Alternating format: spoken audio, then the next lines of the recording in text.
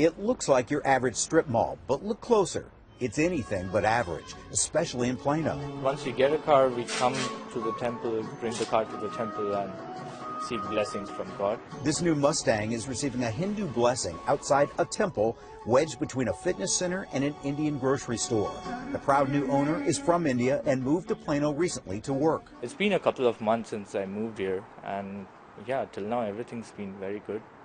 Very welcoming people. The temple's leader says that welcoming attitude plus opportunity is what's drawing record numbers. For that last 5 years, we never think this many people are moving here. You know, it's a beautiful clothing actually. Anybody can relate to it. Steps from the temple, many of the symbolic colors of India line the rack at Fab India. So these are all, you know, like pure cotton. This retail giant has 370 stores and recently chose Plano for its first American location. It has been, you know, like awesome place. I don't have to go to downtown or, you know, like uptown.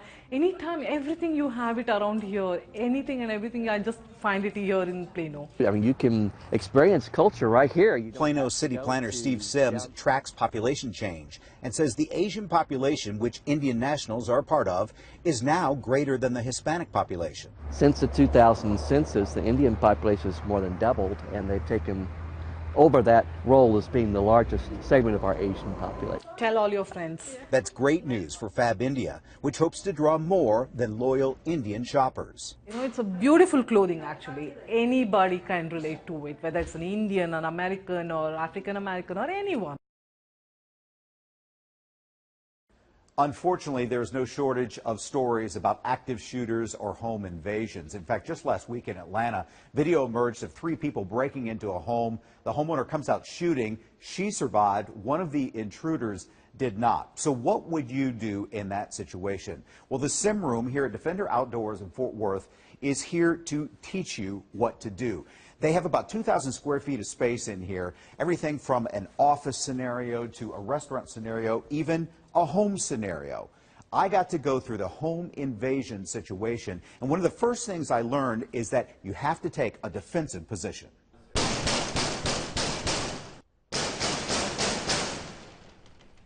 where are you going? Where are you at? Come out now! Back here! Get back here! What are you doing? I've got a gun! I've got a gun! You shoot me? Shoot me! Come on!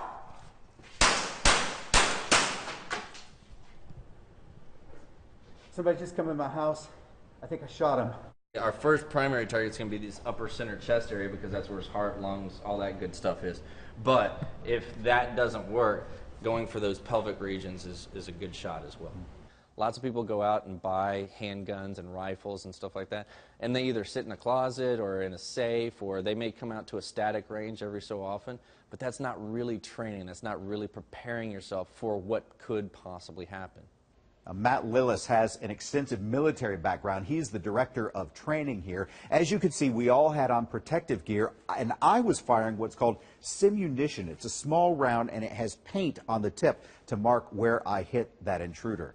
The Sim Room opens up next month. Cost is going to be anywhere between $150 and $300. In Fort Worth, Tyler C. Swarta, NBC5.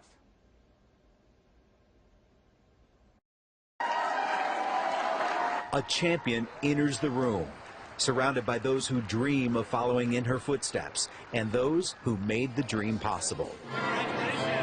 Olympic cakes and gold and silver stars welcome this gold and silver medalist, Madison Koshin, to a party in her honor. I've had a lot of fun these last couple of months. And the past couple of weeks have been a whirlwind. We went straight to New York, then we came home and just for a couple days and went back to New York for the VMAs, and we presented an award to Beyonce, so that was very cool to hug her and even just to see her in person. Thanks so much. Now, Madison has become the celebrity, something she discovered soon after the games. When I first got home, I didn't think that. I just went to go get my nails done again, and even the workers there, they're like, I think that's the girl that was on the magazine. So it's very funny. Madison's parents began to realize something special was happening. I never thought I would do that skill. Back in 2009, when she made the junior national team.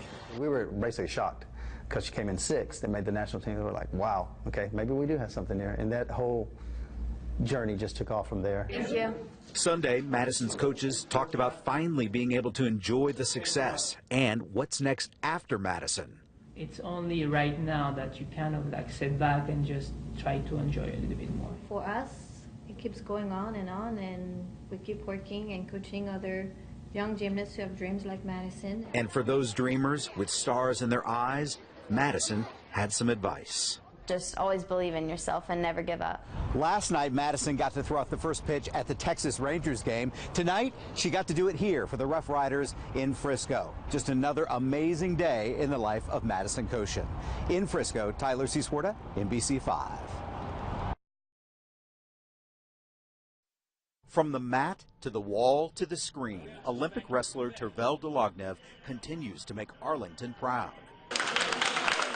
Dolognev competed for the bronze medal Saturday at the Rio Games, and this crowd was behind him all the way. It's amazing. It's amazing. Dolognev is an Arlington High School grad and a wrestling legend in this gym.